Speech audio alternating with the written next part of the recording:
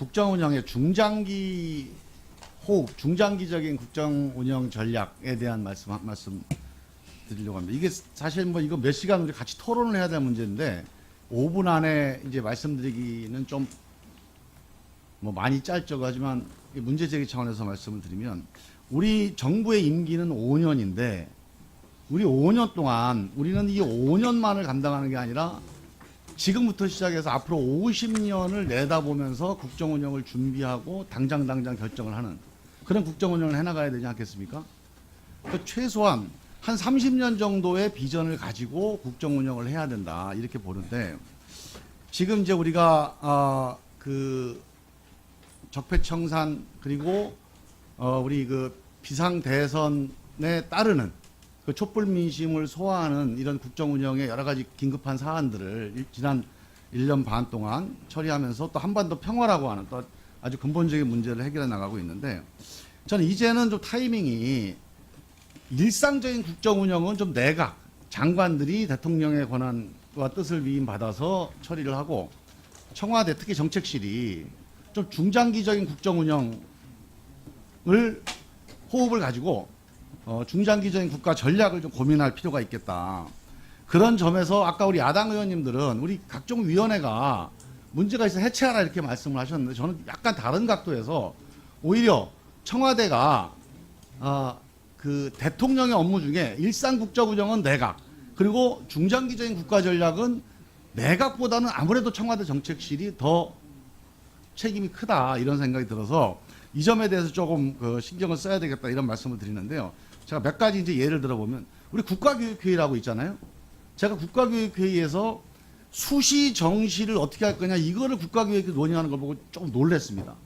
사실은 지금 국가교육회의는 4차 산업, 저출산 고령화, 4차 산업혁명 여기에 대한 교육과 이 현장의 미스매칭이 아주 심각하잖아요 지금.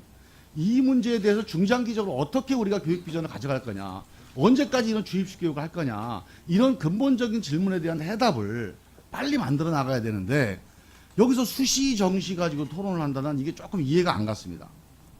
그 다음 우리 저출산 고령화 대책위원회가 있는데 이게 이제 5개년 단위로 기본계획이 만들어지잖아요. 근데 지금 저출산 그 합계 출산율이요. 작년 4사분기 0.94, 올해 2사분기 0.97. 일이 무너졌어요. 지금 1.0이 무너지는 바람에 2010년도에 우리가 예상했던 2010년도에는 우리나라 인구가 절반이 되는 연도가 2100년이면 우리나라 인구가 절반이 됩니다. 근데 요 몇 년 사이에 더 짧아졌어요. 20년이 땡겨졌습니다. 2080년이면 우리나라 인구가 절반이 돼요.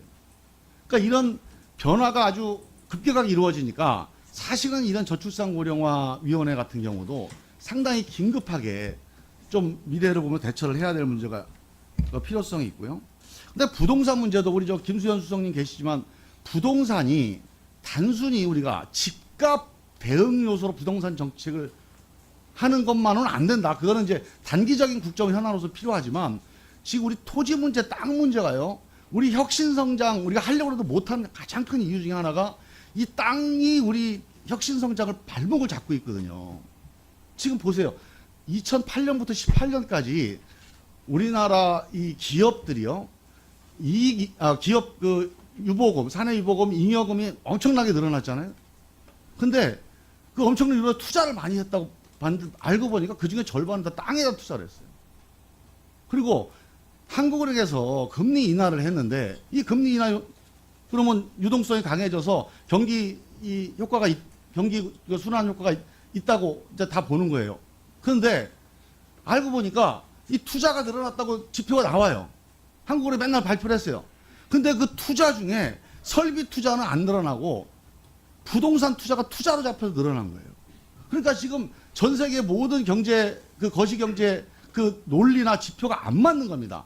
이 부동산 문제, 이 토지 문제, 이 제대로 이제 선진적인 시장 경제로 가기 위해서 이 토지 문제를 어떻게 우리가 중장기적으로 잡을 거냐. 이건 단순히 우리 주택 문제만 봐서는 안 됩니다. 우리 국공유지율 20%밖에 안 되는데 이걸 어떻게 우리가 장기적으로 이제 이거 그 회복을 해나갈 거냐. 이런 여러 가지 문제 다 중장기적인 호흡을 가지고 청와대 정책실에서 좀 고민을 해야 됩니다. 이게 그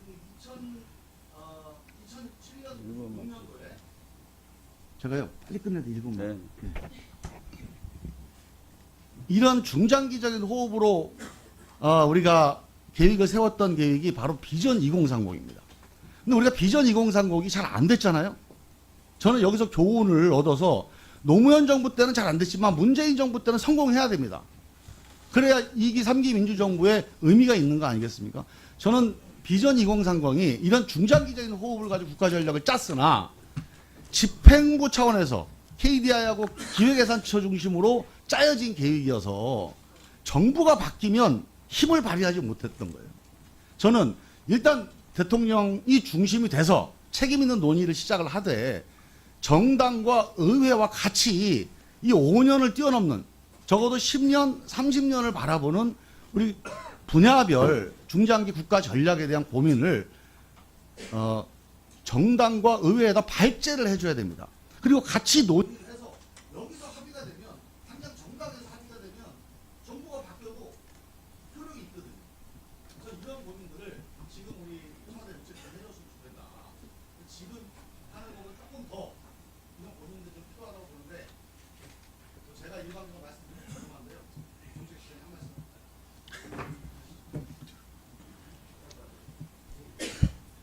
네, 아무래도 이 현안을 정책도 있지만 장기적인 비전을 만드는 정책은 청와대만이 아니라 저는 정당, 다시 말해 국회, 그리고 우리 지금은 이름이 바뀌었습니다. 경제사회, 소위 말해서 노사정위원회 해서 좀 더 큰 틀의 장기적 비전을, 국가 비전을 만드는 그런 기구나 과정이 있으면 매우 안정적인 정책 운영이 되지 않을까 그렇게 생각합니다.